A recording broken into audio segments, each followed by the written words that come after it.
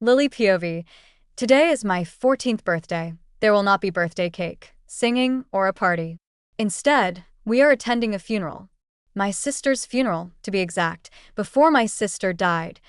We had a large party planned for me. I normally do not have a big party, but 14th birthdays are a really big deal to werewolves. They are the day that we first meet our wolves. The next monumental birthday is our 20th birthday. That is when can first identify our fated mates. I am our beta's youngest daughter, and my father is loved and well respected. Everyone was excited to meet my wolf and to see what type of wolf she would be. Thus, the guest list for my party was pretty large, and it included ranked wolves from nearby packs. I am normally a little bit of a loner, hence why I usually do not have a big birthday party. However, for this particular occasion, I was happy to have a lot of guests. Meeting your wolf comes with the first shift/transition, and that can be incredibly painful. As inherently social creatures, the only thing known to help wolves with the pain of the first shift is to have supportive family, friends, and community around you. The way that it typically works is that the pack will host a dinner or barbecue in your honor. As night falls and the moon replaces the sun in the sky, everyone will gather inside the pack amphitheater. The shifter-to-be will stand in the middle of the amphitheater while guests quietly chant well wishes and prayers to the moon goddess. The energy in the space can be electrifying for everyone present, no matter whether there are 25 attendees or 500. Once the first shift is completed, the new wolf will prance around the stage and strut their stuff. The crowd will ooh and ah until the pack alpha approaches, learns the new wolf's name, and introduces the wolf to the crowd.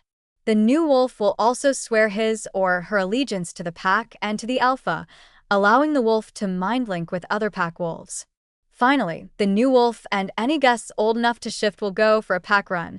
The whole process is incredibly special and exciting. As you might imagine, decor is also an important part of the party planning process. Each shifter gets to decide the decorations and party theme that will be used for their party. If more than one wolf turns 14 on the same day, the wolves can either agree on a theme or split the party into parts that they can individually decorate. The pack Luna will then work some sort of magic that somehow blends the individual areas into one cohesive theme in the center. My birthday is in October, and despite how large our pack is, I am the only one born on that day. I love having an October birthday because my favorite season is fall. For my decor, I had picked flowers and decorations in rich fall colors, including deep oranges, reds, and greens. Unfortunately, none of my party decorations will be used. Or rather, none of my decorations will be used for me. As I mentioned, we are holding a funeral today instead. My oldest sister, Stephanie, died this morning. Pack and religious tradition dictates that we must hold funerals within 24 hours of death. Because Stephanie died shortly after midnight, her funeral must be held today. All food and decor set aside for my birthday party was therefore immediately diverted for the funeral. Thankfully, my fall-themed colors were sufficiently somberish to work. All decorations that seemed relatively happy, celebratory, or that mention me have been removed. Pictures of Stephanie have now been placed on tables and podiums, and the music I selected has been swapped out for songs about loss or Stephanie's favorites. The loss of Stephanie is a really big deal. Not only was she my sister and my parents' oldest and favorite child, she was also widely anticipated to be the mate of Alpha Randall's son, James, which meant she was most likely the future Luna of our pack. Stephanie would have turned 20 in 3 months, and she and James would have been able to confirm that they were mates then. The pack was so sure that they were mates, and Alpha Randall was so eager to turn the pack over to James and his mate, once she was identified and ready to take on the Luna position, that they deviated from standard protocols and decided to begin Stephanie's Luna training just after she turned 18. If I am being completely honest, something never sat right with me about Stephanie starting Luna training. Part of it is what Stephanie's Luna training meant for me, but that is a separate conversation. The biggest thing was that I did not understand why Luna training could not wait until Stephanie turned 20 and could confirm who her mate was. Lunas for generations have waited for their training. Why couldn't Stephanie? It also bothered me quite a bit to watch Stephanie hang all over James at pack functions. Our pack frowned upon dating and public displays of affection prior to finding your mate. It created too much risk for problems, anger, and jealousy once your mate was located. For whatever reason, an exception was made for Stephanie. But then again, exceptions always were made for her. Stephanie was strong and absolutely beautiful, and the pack knew her as being kind, smart, and energetic. She could do no wrong in the eyes of my parents, the alpha, or the pack. That I hope I do not sound too jealous or bitter. I loved my sister, and her death is hitting me really hard. It's just that I knew a different side of my sister than everyone else, and I know more than anyone that my sister was far from perfect. Had I spoken up before she died, I would have been accused of jealousy and lying. And were I to speak up now, well, I would be accused of jealousy, lying, and improperly speaking ill of the dead. It is easier to just let it go. Along with my birthday. It isn't that important anyway. I do not want to be selfish or self-centered. The only immediate problem with letting go is that, bad timing or not, I am going to shift for the first time tonight. There is nothing I can do to stop or postpone it, as much as I would like to do so. I am worried about how it is going to go. Hopefully, during the reception, my mother or father or brother or someone will be willing to step aside with me for 20 to 30 minutes just to get me through it. We could then return and act like everything is normal. Or as normal as it can be with Stephanie now gone. Sadly, I should have known that nothing in life is that easy. James POV. I watch sadly as the casket is carried from the temple to the burial grounds. It is a cold October day, and the gray sky and drizzly weather adds to the overall somber atmosphere. I cannot help but be impressed at how quickly the pack was able to pull everything together for Stephanie's funeral. All funerals happen quickly in our world, but because of how fast the funerals must take place, the decor and guest list is usually somewhat lacking. It is a testament to how much Stephanie was loved that they were able to put together so many beautiful floral arrangements in her honor, and that so many people were able to be here to honor her life, including many wolves from other packs. If it wasn't for it being such a horrible occasion, I would actually describe the color scheme as beautiful. Then again, fall has always been one of my favorite seasons. That I am vaguely aware that we had some other function on the calendar today, but I honestly cannot think of what it was. With a large pack, the West Mountain Pack has over 10,000 members. We have a lot of functions. As the future alpha, I am expected to attend as many of them as I possibly can, but no one expects me to remember what they all are, even if I try to pretend in the moment. Unless reminded by an omega or my amazing girlfriend, I can't even seem to remember my own mother and father's birthdays most of the time. My amazing girlfriend. I sigh, wiping a tear from my eye.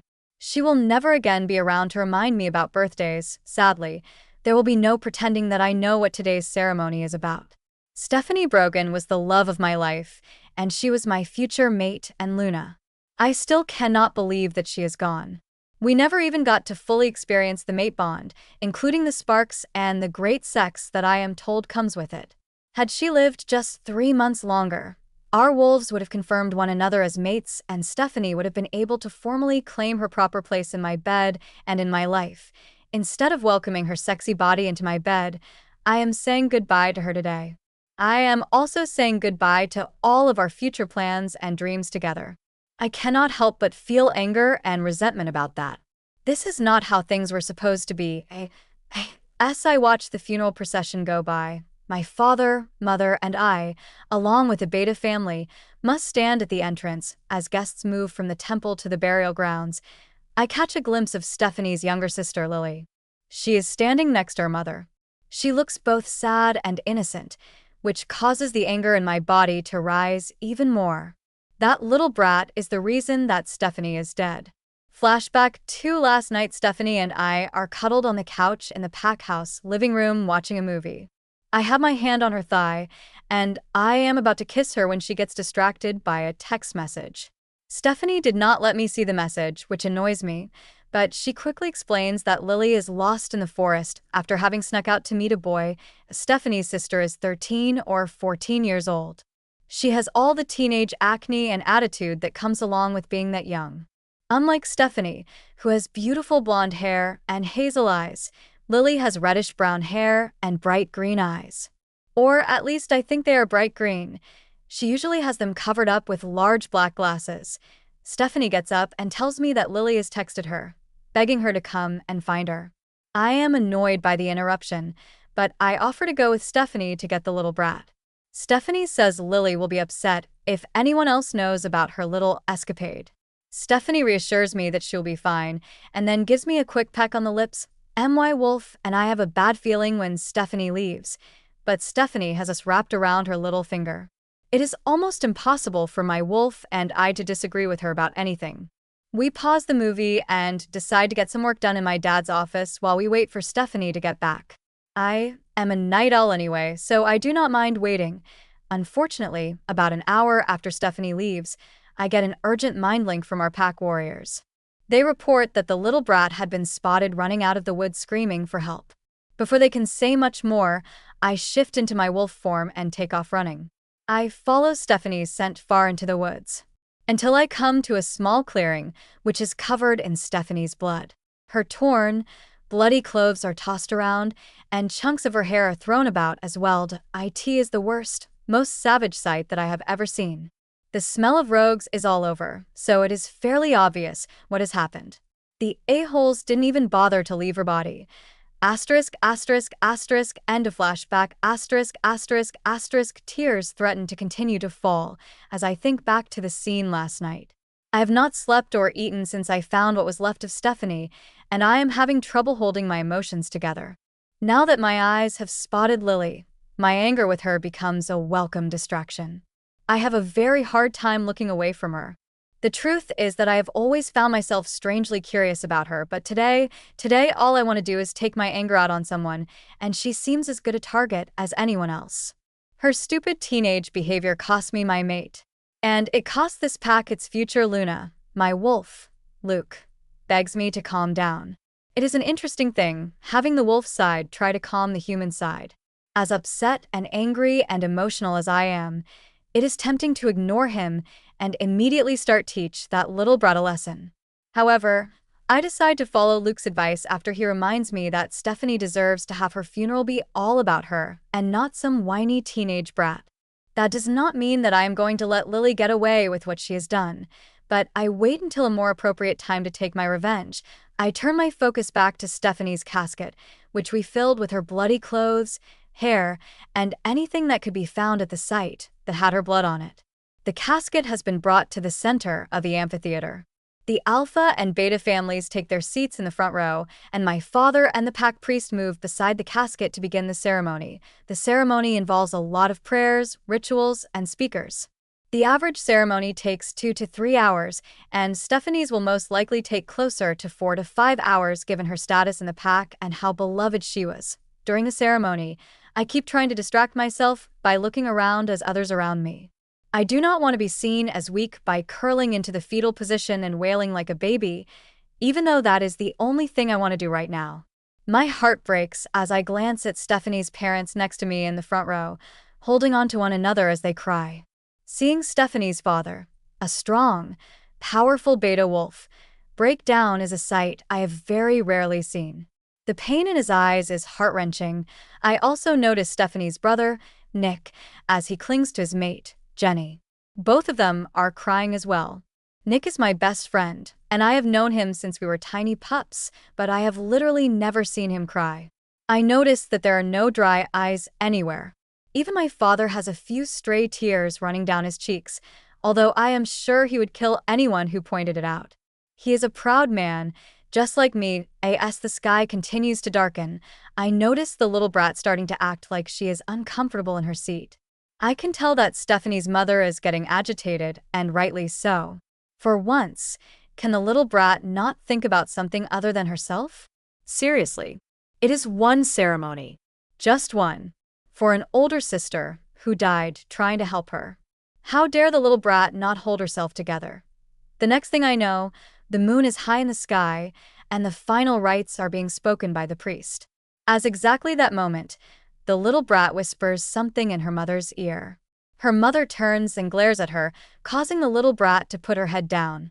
I then watch as the little brat stands up and walks away. She looks like she is in pain, and I hope that she is. How dare she walk away from her sister's funeral, especially in the middle of the last rites? I am tempted to follow her and give her a piece of my mind, but Stephanie means more to me than that. I remind myself once again that I will get my revenge on Lily, aka the little brat, soon enough. For tonight, I must remain focused on the love of my life. Lily POV. I am barely 14 years old, and so I have not been to very many funerals. I did not know all the rituals involved, and I did not know how long it takes to go through them all. The funeral began at 2 p.m., so I had anticipated that the ceremony and rituals would be done, or at least mostly done prior to dark. I did not realize my mistake until it was too late, after I was seated next to my mother in one of the most visible places in the entire amphitheater. Had I realized what all was involved, I would have tried to find a seat in the back or on one of the sides. Doing so would likely have upset my parents, but not as much as begging to leave in the middle of Stephanie's final rites. I have never seen so many negative emotions from my parents before. My heart ached as I watched them hold on to each other and cry. I may not have seen Stephanie in the same light as they did, but I loved her. Most importantly, I loved and loved them. I would do anything to make my parents' pain go away. On the bright side, perhaps making them angry with me was a good distraction. Instead of feeling sad, they could feel anger. Not that I had a choice. The darker it got, the more my body began to hurt and ache. I felt feverish and dizzy, and despite doing everything in my power to get comfortable in my seat, I knew from what my friends told me and what I had seen that I was minutes away from making a spectacle of myself. I needed to get out of there and fast. Any hope that I had had of anyone being there with me when I shifted was gone. I knew I was on my own for this. As I got up, I felt angry eyes on me. I couldn't help but turn to see who was staring me down. Unsurprisingly, it was future Alpha James. We briefly locked eyes and then I scurried away. Today was not the first time that I had caught James looking at me, but it was the first time I had seen such anger and resentment in his gaze. I had no idea what that was about, but I told myself it was probably just the way that James was choosing to grieve. Clumsily, after knocking over a couple of flower arrangements on my way out the door, I finally made it out of the venue. I hurried myself to the nearby forest. At first, I started to head the direction I had gone with Stephanie just last night, but I quickly realized that was a bad idea. I decided to head in the opposite direction, towards a waterfall. I still do not know why Stephanie was so insistent on me meeting her in the forest last night. She told me before she went downstairs to watch a movie with James that she had something special she wanted to show me at midnight. I tried to tell her that I did not want to meet her that late because I needed to save my energy for my first shift, but she was being stubborn, and I knew all too well what happens when Stephanie was being stubborn, or felt like she was being challenged. Plus, naive me thought there was a possibility that Stephanie wanted to give me a present or do something nice for me for once. Another flash of pain distracted me from thinking any more about last night, and I fell to the ground. Suddenly, I heard a voice in my head. "Keep going, Lily. Keep going. Get to the waterfall." I was not sure who the voice belonged to, but I knew that I needed to listen to it. Struggling, I climbed to my feet, only to fall to the ground again as another flash of pain hit me. Everything in me wanted to give up and pray that I joined Stephanie wherever she was. However, the voice spoke again. "Lily, I will help you through this, but I need you to move. Please. Crawl if you have to, but you need to get to the waterfall." Slowly, I got myself on all fours and crawled as quickly as I could through the forest towards the waterfall. My hands and legs were getting scraped up, but the scrapes were nothing compared to the pain that I was feeling as my body prepared for its first shift. It must have taken me at least 10 minutes, although in my head it felt more like a couple of hours, but I finally made it to the waterfall. Once there, I collapsed. The pain continued to come at me in huge waves, and a few times I was sure I was going to stop breathing. "Hold on, Lily. You are going to be fine. I need you to clear your mind and just focus on letting go." The pain hurt too much to fight or question, so I closed my eyes and just did as I was told. I heard and felt the sound of bones breaking, and I felt like my body was essentially self-imploding. Finally, after several more minutes, which again seemed to pass in slow motion, the pain suddenly stopped.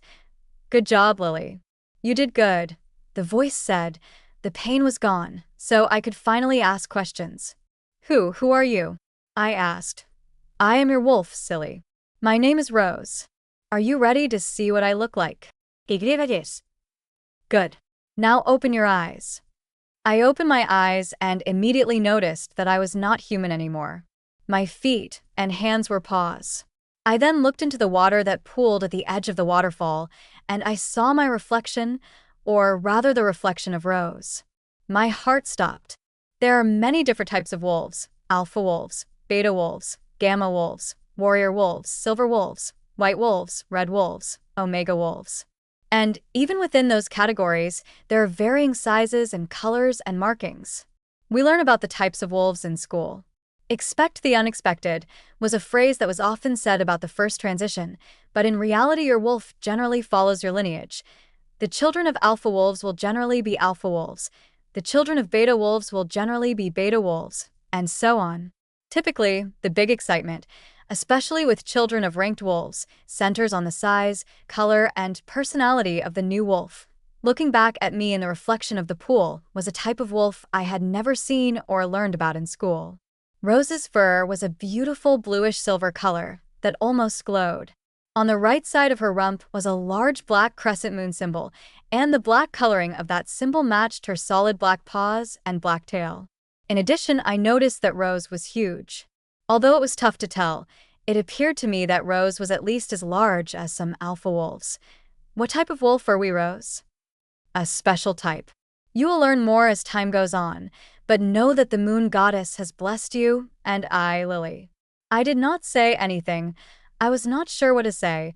Rose and I sat by the waterfall for a while longer until I remembered Stephanie's funeral. We need to get back, I told Rose in a panic. Rose guided me through how to transform back to our human form, and I frantically searched the nearby trees for clothes. I found a men's t-shirt and shorts. Both were far too big for my small frame, so I opted to just put the t-shirt on. I also grabbed my eyeglasses off the ground and put them on. Thankfully, they did not break during the transition. Now that I had Rose, I would not need the glasses anymore because she would heal my eyes. However, Rose warned me that, for now, it was best that I continue to wear the glasses and let the pack believe that I did not yet have my wolf. I thought it was a curious thing for her to say, but I had no reason to not trust her. I hurried back to the pack house and entered the beta suite, hoping to quickly change clothes and rejoin the morning crowd. Unfortunately, once I entered the suite, I was met with the angry, accusing eyes of my mother. Where have you been? How dare you make a scene at your sister's funeral? Have you no shame? Are you so selfish and self-centered that you can think of no one but yourself? I said nothing. What could I say? My mother then did something that, in my 14 years, she had never done before. She slapped me hard, and the beating continued from there. 6 years later, Lily POV, 6 years have now passed since that fateful day that Stephanie died. I wish that I could say that life has moved on and that we have found good in the bad, but for the most part, it isn't true. Stephanie is just as much a part of this pack today as she was before she died. And the grief felt in the pack is just as raw and angry as it was that first day. If anything has changed, it is that, instead of Stephanie being out in the center of things, she lives on almost like a shadow over everything. She now has a couple of streets named after her, Stephanie Lane and Steffi Avenue. Her nickname was Steffi. The local coffee shops sell a couple of drinks dedicated to her, and you can quite literally find some of her favorite outfits on display in glass cases at various places throughout the pack. Even more bizarre, the day she died was turned into a pack holiday, as was her birthday. Everyone but Pack Omegas have both days off from work, school, and training, and there are somber celebrations and remembrances planned to commemorate each occasion. I once made the mistake of asking my parents whether this was a normal reaction to the death of a single she-wolf. We can love and miss her, but to continue to hold large ceremonies every year? And to treat her as a saint and forget that she had a human side too? That seemed a bit too much to me. As far as I know, the pack has never done this for any other Luna or future Luna, and it only honors 2 to 3 historical alphas in such a manner. I was rewarded for my questions by being called jealous and hateful. I also received a significant beating, but beatings had become commonplace for my mother, so I cannot say that my question necessarily triggered the beating I received that day. Plus, the beating hurt far less than what I received before Stephanie died. But for the slight pain and who did the beating, I almost would not have minded. Overall, I think the worst part of losing Stephanie 6 years ago wasn't losing Stephanie. It was how losing Stephanie impacted my relationship with my parents and other pack members. Before Stephanie died, I was well aware that Stephanie was my parents' favorite. My older brother Nick and I would even joke about it from time to time. But even though Stephanie was their favorite, they still treated me really well and loved me. They never would have raised a hand to me before Stephanie died. After Stephanie died, however, my parents could barely look at me. And when they did, I saw the unmistakable wish in their eyes that it had been me, not Stephanie, that died that fateful night. In addition, my parents stopped caring about my well-being generally. I lived in their house until I was 17, but I was responsible for my own meals and necessities. I was forced to take on a part-time job at a nearby diner just to ensure I had clothes and food to eat. I technically could have eaten the food that was available in the pack house, but the dirty looks and mean comments made by my parents, James, and other pack members were enough to make that an unrealistic option. Also, in case you are wondering, I have not celebrated a birthday since Stephanie died. Not one single soul other than Rose has bothered to tell me happy birthday. No one even bothered to ask me whether I had received my wolf. That wasn't because birthdays stopped being important. It was just mine whose meaning changed. I attended plenty of birthday parties, and the pack hosted plenty of 14th birthday celebrations. In fact, I think it was because of one of those birthday celebrations that someone finally questioned whether I had received a wolf. It was a legitimate question, given that I was over 14 and never joined a pack run. Rose encouraged me early on to skip them for safety reasons, and I was all too happy to do so. Had anyone bothered to ask me directly about my wolf or about why I was skipping the pack runs, I would have been honest, but no one ever did. Instead, a rumor spread that I was wolfless. Pack members speculated that I lost my wolf as a result of post-traumatic stress from losing Stephanie and/or guilt for what I had done to Stephanie. That latter theory was the one that really got under my skin, because I knew that was a theory and rumor spread by James. Shortly after Stephanie's funeral, he told my parents and most of the pack that Stephanie was only in the forest that night to save me. He also said I had gone out to meet a boy. I have no idea why he would say such things. I have never had a boyfriend, and Stephanie was the one who asked me to meet her in the forest. This rumor was the main reason that I received a beating from my mother the night of my first shift. And it probably adds to the reason that pack members feel free to wish me dead. Notably, though, I have never dared to defend myself. To tell the truth would be the equivalent of talking negatively of both Stephanie and our future Alpha, and would likely lead to a death sentence. So instead, I have always just pushed through. One of the ways that I have survived is to hold on to the faith that one day things will be different. Another thing that I have done is take every last opportunity to leave the pack. For example, I hurried through high school so that I could graduate early, and I then went away to college. To avoid coming home, I have been loading up on credit hours and taking every term of school, including the mini winter sessions, that I can get. I am also taking advantage of a unique expedited program offered just for werewolves doctors. Given all of these things, I actually expect that I can become a fully licensed werewolf doctor in just a couple more years. Until I become fully licensed and independent, I will have to continue to bear the shadow of my sister and the pain that comes with it. I am required to be present for both of her holidays. All pack members are. There are no exceptions. But thankfully, those are among the very few times that I can reliably be found at the Western Mountain Pack these days. My ultimate goal is to meet my mate and become a pack doctor in his pack, which I pray to the moon goddess is not the Western Mountain Pack. If, goddess forbid, my mate is in this pack, perhaps I can convince him to transfer packs with me. Goddess willing. Tomorrow is my birthday. I guess we will find out then. James POV. Tomorrow will mark 6 years since Stephanie died. Everything and nothing has changed. I still think of Stephanie every single day. Her beautiful smile. Her laugh. The kindness that she showed to pack members. The passion that she showed for her Luna training. Stephanie would have been an amazing and strong Luna. Had Stephanie lived, we would have been happily married by now. We would probably have already had at least 2 adorable pups, who would have been doted on by 2 loving sets of grandparents. Together, Stephanie and I would have been leading the West Mountain Pack to new heights. Of course, Stephanie is no longer here. And without Stephanie, I am only a fraction of the man that I used to be, and only a fraction of the wolf. Without Stephanie, I am not even alpha yet, I and our world. Most alpha heirs take over from their fathers between 25 and 30 years old. That timing ensures that most alphas will have already found their mates before they take over the running of a pack. Running a pack is not easy to do by yourself. Even with a strong beta and a strong gamma, a Luna's importance to a pack cannot be underestimated. A Luna brings heart and balance to a pack and to the alpha himself. She is the alpha's equal, and she is one of the few werewolves in the pack who can get away with challenging and questioning an alpha's decisions. If she exercises her role properly and judiciously, a Luna's presence can lead to better overall outcomes, decisions, and governing. This is especially true if the Luna is the alpha's fated mate, because it means she takes on her role with the blessing of the moon goddess.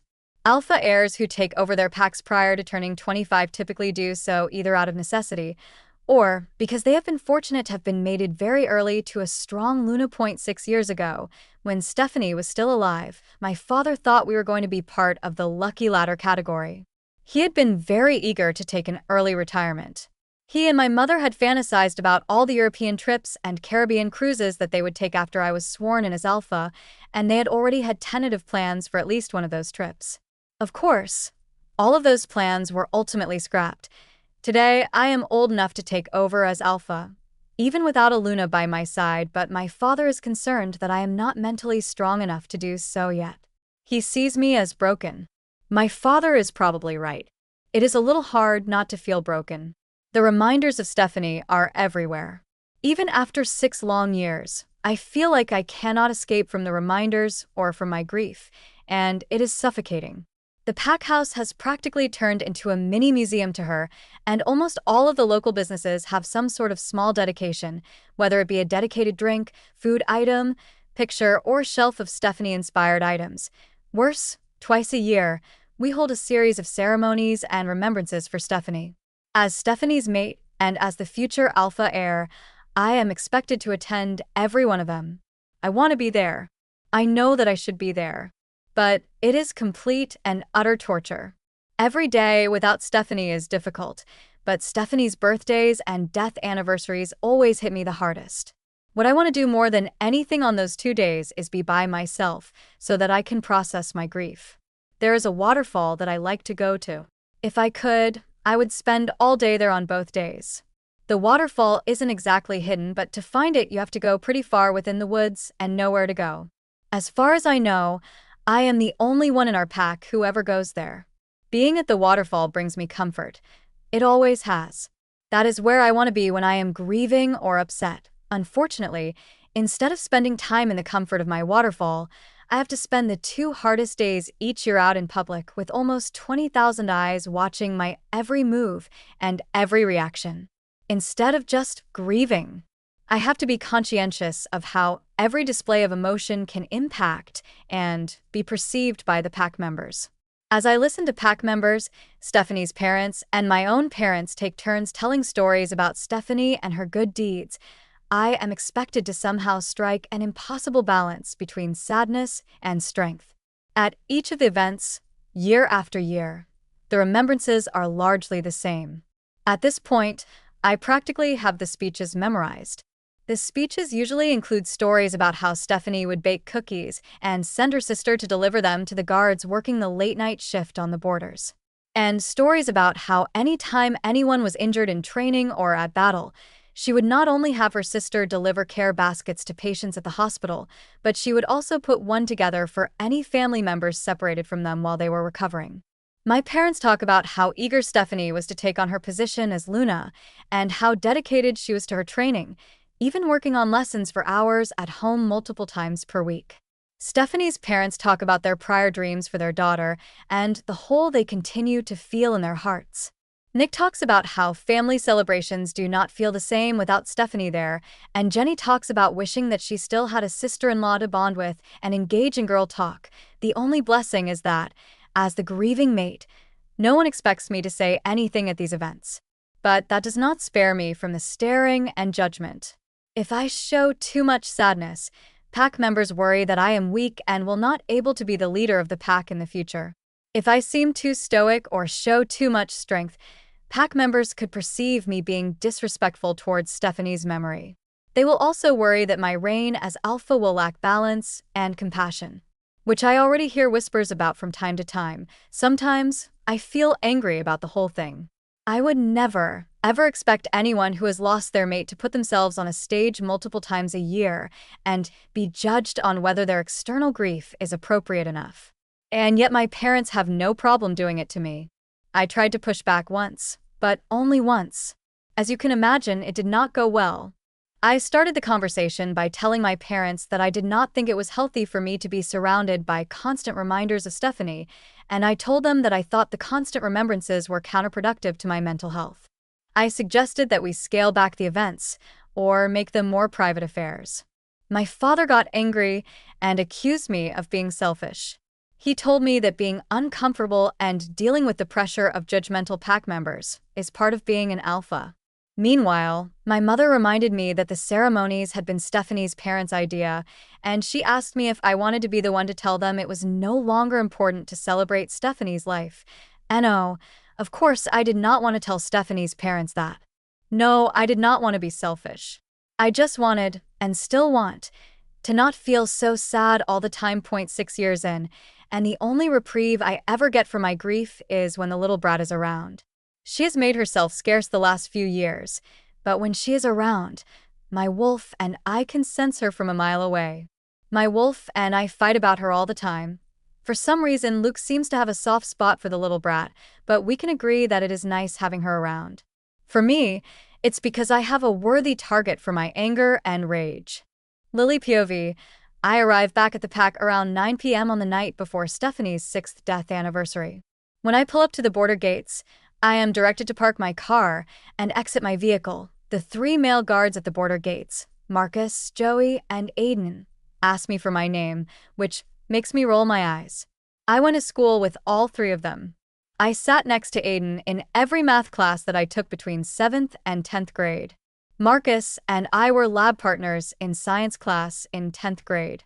And Joey's long-term girlfriend and now mate, Jessica, used to be one of my very good friends before everything happened, and I admit that I look different than I used to look, but I do not look that different. My teenage acne is gone. I am a little bit taller and slimmer. My hair is longer. My breasts finally came in, and I no longer bother to wear my glasses anymore. Once we stopped living in this pack full-time, Rose became a bit more relaxed about that particular precaution. She still will not let me shift around here, though. With the exception of the glasses, most of the changes in my appearance have occurred gradually over time. If anyone does not recognize me, it is because it has been a very long time since they have really looked at me. Then again, I do not know why I am surprised. Unless it was to taunt or bully me, most people in this pack have not bothered to pay much attention to me since Stephanie died. Did I in a way? I suppose I should be grateful that the 3 guards do not recognize me. During school, these 3 were amongst my biggest bullies. I am pretty sure they, like many others in the pack, believed that mistreating me was a way to earn favor with their future alpha. For a brief moment, as I remember some of the bullying I received, I think about taking advantage of their ignorance and giving them a fake name. It would definitely make my life easier. Unfortunately, despite the things that people say about me, I am not a liar. Taking a deep breath, I respond honestly. Lily Brogan. Lily Brogan? Isn't that the name of the Beta's kid? Marcus asks did I open my mouth to answer him, but I stop myself when I realize that Marcus is not talking to me. He is talking to Aiden. I think so. But this definitely is not her. Better ask for her identification, Aiden responds. Yeah, she looks nothing like the Beta's kid. I heard the moon goddess took away her wolf and cursed her with horrible looks as a punishment for killing Luna Stephanie. The last time I saw her, she had massive craters on her face. Joey offers. Marcus laughs. Are you sure those were craters? It might have been spaghetti sauce. They all start laughing, but I cringe for 2 reasons. First, they are referring to an incident during our freshman year in which Joey dumped my lunch all over my head in the school cafeteria. I remember that incident well, not just because of the public embarrassment, but also because I did not have any money left to buy a replacement lunch, and I ended up not eating anything for 48 hours because of it. Second, Joey just called my sister Luna Stephanie. Is that what pack members are calling her now? I understand that the pack loved my sister, but sometimes I wonder whether this Holden pack has lost its mind. Have they forgotten that Stephanie and James never actually confirmed that they were mates? And that Stephanie was never actually sworn in as Luna? It seems like every single year that passes, the sainthood bestowed on Stephanie gets a little bit larger. Perhaps next year pack members will begin to believe that Stephanie discovered the cure for human cancer. Ugh. I know I sound bitter. I feel bitter too. Marcus turns back to me. Identification, please. I hand him my driver's license. He looks at it curiously and then shows it to Joey and Aiden. Gentle wolves, it appears we have a case of stolen identity. I do think the pretty lady just handed me a fake ID card. It isn't even a good fake. She looks nothing like her license photo. Oh, good goddess. Seriously? My license photo was taken just last year, and it is very much my picture. This is getting ridiculous. Of all the identities to steal, why would anyone want to impersonate Lily Brogan? Aiden asks. Joey looks me up and down. Little lady, you must not be from around here, because anyone who has lived in a 50-mile radius of here would know that Lily Brogan is the last she-wolf you should want to impersonate. In fact, she isn't even a wolf. Just call Beta Robert, please, I ask in an annoyed tone of voice. Are you sure that is a good idea, pretty lady? Marcus rubs his chin and begins to laugh once again. Actually, maybe impersonating Lily Brogan isn't that crazy an idea after all. I couldn't blame Beta Robert for seeing this as a good opportunity to upgrade from that defective seed of his. The other two join Marcus's laughter. Again, do these males have nothing better to do? Their joint laughter is beginning to really irritate me. I am starting to wonder if I accidentally came to a pack of hyenas instead of werewolves. Do you remember that time that Sully made Lily eat his? Call. Beta. Robert. Please. I interrupt, this time more forcefully, because Rose has added a bit of her aura to it. We know exactly which story Aiden is about to tell, and it is one that neither of us want to remember. Fine, but it is on your head. Marcus concedes. 10 uncomfortable minutes later, I watch as my father pulls up in his car and approaches the check-in station. Lily POV. I watch as my father parks his SUV car and gets out. I can tell that he is annoyed to be called to the border at this time of night. What seems to be the issue? My father asks the three guards after he enters the check-in station building. His tone is gruff, annoyed, and consistent with his typical no-nonsense approach. Marcus steps forward, points in my direction, and hands my father my driver's license. I am sorry to have bothered you, Beta Robert. This female here is requesting entry, but this is the identification card that she handed us. Obviously, this female is not your daughter, sir, but she insisted that we call you. Do you always honor the demands of strangers with false identification? My father asks without even looking at me or the license. He is clearly frustrated. I have to wonder how long these three have been working at the border. My father's frustration level should have been predictable to anyone who had served at the border for a decent amount of time. Well, no, sir, but what, Marcus? My father cuts in. What does your training tell you that you're supposed to do in this situation? Marcus looks down. We are supposed to run the identification card through the computer processor and then contact the officer in charge with the computer results as well as our findings and suspicions. Did you run the identification card? Marcus gulps loudly. And no, sir. Am I the officer in charge? No, sir. What about her car? Did you follow protocol as to that? WWE had her park her car and exit the vehicle, sir. Is that all that you were supposed to do? I am not sure, sir. After concluding that she was an imposter, did you run her plates? Did you have a wolf sent it for explosives or other occupants? No, sir. For some reason, Joey, who has never been known to properly gauge the temperature of a room, decides to jump in and defend his friend. This confirms for me that they are all new to the border assignment. Beta Robert, we just thought that because she was claiming to be your... My father spins 90 degrees on his heel and looks at Joey and Aiden angrily. Oh, so it wasn't just Marcus who forgot the training protocol? Were all three of you thinking that skipping the processing procedures and calling me instead of the officer in charge was the right thing to do? Now all three guards look down in shame, saying nothing. Seeing that they have no valid explanation, my father gets angrier and angrier. Look up.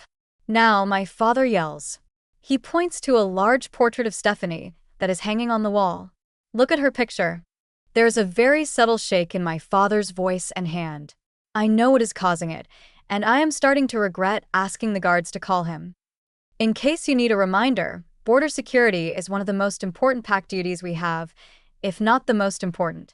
A lack of proper border security is what got my daughter, your future Luna, killed. Following protocol and the chain of command is not just a respect issue, it is a safety issue. What if someone came onto PAC land demanding to see the Alpha, Luna, or the Alpha Heir? Or one of our other critical PAC members? What if this unknown female here had meant to cause harm by luring one of those wolves to the border? Or what if she had been sent here as a distraction by the enemy? What if she had rogues hiding in her vehicle? Did any of you bother to think about why we have protocols in place? You do not know what you do not know. You do not know the enemy. You do not have the ability to determine who is a safety risk and who is not. Your responsibility is to follow the protocols. Nothing less, nothing more. None of you have authority to decide when it is acceptable to deviate from the training protocols. You are never to ignore training protocols. You are also never to obey the demands of unknown persons or wolves, especially if you have reason to believe their identification has been falsified. My father is silent for a few moments, letting his angry words sink in. The tension in the room is off the charts. After a while, almost in a whisper, he adds, "For you all to make such critical errors the night before the anniversary of my daughter's death." Because the guards are obediently staring at Stephanie's portrait, they do not see the tears in my father's eyes as he says that last part, but I do. I feel a sharp sting in my heart. I know Stephanie's death anniversary is hard on my father, and I hate seeing my father cry. As much as others in the PAC blame me for Stephanie's death, I know my father blames himself. As the beta of the PAC, border security has always been one of my father's chief responsibilities. The rogue attack that killed Stephanie occurred on PAC territory after rogues were able to somehow breach our borders. My father reacted to Stephanie's death by becoming an absolute stickler for following protocols. Any deviation from those rules he takes as a personal insult and failure. Eventually, my father looks over at me for the first time. He glances at my driver's license, rolls his eyes, and then turns back to the guards. "I will take the imposter with me. I will come back for the vehicle after the memorial events tomorrow. I recommend you three get as much sleep as you can tonight, because you will be performing cleanup duty at tomorrow's events and at the PAC house for the next 3 weeks. After that, you will be sent to remedial training before you are allowed to return to regular duty." With that, my father walks towards the exit. He gestures for me to follow him, which I do. We get in his car silently, and he starts the engine. Once we are a few blocks from the PAC border, my father glances at me out of the corner of his eye. "You told them to call me knowing it was against protocol, did you not?" "I did." "Did you do so to annoy them or me?" Them. "I got irritated with them for giving me a hard time and not recognizing me. But I am honestly surprised that they listened to me and ignored the other protocols." "I'm not. I told Alpha Randall those idiots could not be trusted to put together a ham sandwich. I got overruled. I suppose I should thank you for proving me right. I am sorry that I did so tonight of all nights. Don't be. Since Stephanie died, there is no good night." Lily POV. The rest of the drive to the PAC house was eerily silent. After my father and I arrived at the PAC house, my father quickly exited the vehicle and headed to his office, leaving me on my own. I timidly and cautiously entered the beta suite, but I was relieved to find that my mother was already in bed. I decided to go directly to my room and try to sleep as well. Unfortunately, I ended up tossing and turning all night. The look on my father's face when talking to the guards continued to haunt me. When I did sleep, I had nightmares.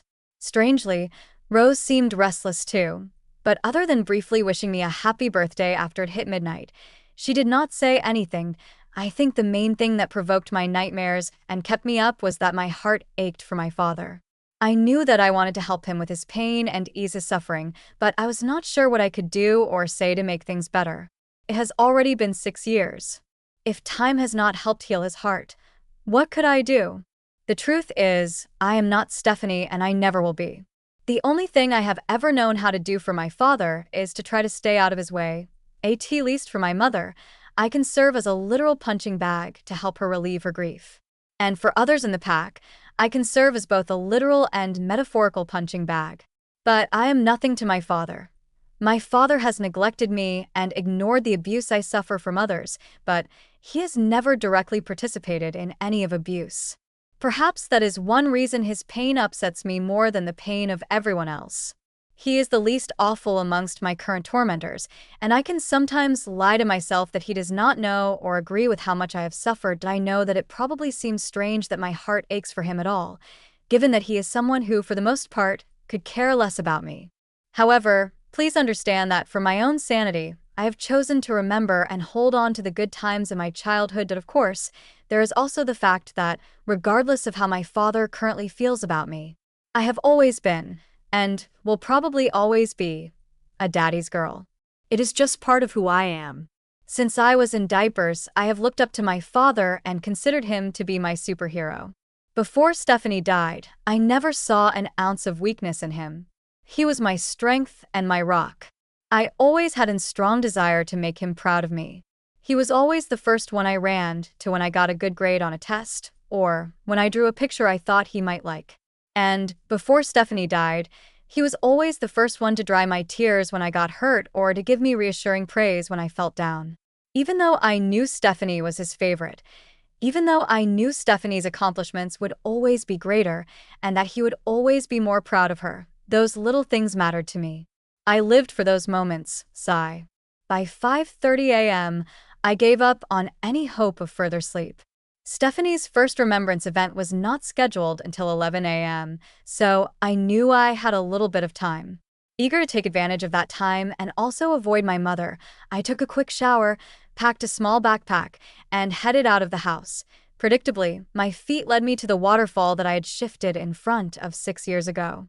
I have come here at least twice a year since Stephanie died, usually on her birthday and death anniversary. The waterfall brings me an odd sense of peace. As beautiful as it is, I do not know anyone else who comes here. Perhaps that is why I like it so much that I found a flat rock and sat down. I then took a legal pad of paper and a pen out of my backpack. It probably sounds weird, but I am not always sure if the moon goddess can hear me when I pray to her silently in my head. So, about 7 years ago, I began writing down my prayers. Once I am done writing them, I will seal them, kiss the paper, and then burn the prayer with a silent wish that the moon goddess pays attention. I do not know whether praying this way actually makes a difference, but it does make me feel better. Wiping a few tears from my eyes, I began writing. Dear moon goddess, here I am, back at the pack once again. Today marks 6 years since Stephanie died. I know that I have asked you for a lot over the years, and you have usually provided, although not always in the ways that I expected. James and most of the pack still believe that I am the reason that Stephanie died. For years, I have dreamed about everyone finding out the truth about what happened that night, but I have never dared to ask you to help make that a reality. In fact, I have never even talked to you about what happened that night. I suspect you know why I have avoided the subject. The truth is, I have been a coward. I have told myself over and over again that James spread baseless rumors and that I did nothing wrong. I did not want to face the possibility that maybe, just maybe, everyone is right and Stephanie's death was my fault. Today, however, I am willing to face the truth. I never should have prayed that you stop Stephanie from continuing to hurt me. I realize that now. Please know that I never would have asked you to stop her if I knew it would mean the end of her life. I would have just continued to deal with it. Please, if you are with her, tell her that I am sorry. I accept that what has happened to me since she died has been a way of punishing me, and I understand. The problem is that I am not the only one being punished. I do not know how many more times that I can watch my father break down in tears because he misses Stephanie so much. My father never did anything to deserve this. I may not have been Stephanie's biggest fan, and I may think that this pack has lost its mind half the time, but there is no denying that Stephanie was loved and valued. If there is a way to turn back time, I beg you to ignore my prayer that day, or to at least take me instead of Stephanie. If that is not possible, I beg you to accept my apology for my wrongdoings and help bring peace and happiness back to this pack. Please especially help my father and my family find peace. Please help the pack move on to bigger and greater things. Hell, even though I do not like him, I ask that you please even bring James a new mate who will love him and appreciate him in a way Stephanie never could. It is time for the pack to move on, even if that means moving on without me. If you will honor these requests, I will do everything in my power to be the best she-wolf that I can be. Rose tells me that we are special and that we have a unique destiny in front of us. I am willing to follow that destiny wherever you want it to lead us, but please do not let anyone else suffer any more because of me. With love, Lily. As I seal the letter, kiss it, and prepare to burn it, Rose speaks to me in the link. You know that you sound a little crazy in that letter. What happened to this strong human I have been living with the last several years, who knows that Stephanie's death was Stephanie's fault and only Stephanie's fault? I sighed. It is easy to tell myself that when I am away from the pack and not having to deal with the consequences. It is a lot harder to believe that I am blameless when everyone around me is crying and upset all the time. You saw my dad last night. That nearly broke me. He is still hurting so much. That does not make any of it your fault, Rose protests. Rose, the day before Stephanie died, I prayed that the moon goddess stop Stephanie from continuing to hurt me. She was not hurting you, Lily. She was torturing you. There is nothing wrong with you praying that it stop. There is if it cost Stephanie her life. Lily, you are not giving the moon goddess enough credit. You are smarter and stronger than this. You need to stop with the emotional vomit and… Suddenly Rose stops talking through the link. She is pacing back and forth in my head. I have no idea what is going on until the overwhelming scent of vanilla and coffee beans hits my nose. Mate. Lily, our mate is here. Mate, mate, mate, mate, mate. I stand, dust the ashes off of my jeans, and turn around. My heart drops when I recognize the werewolf standing about 200 feet away from me. This has to be a joke. This cannot be happening.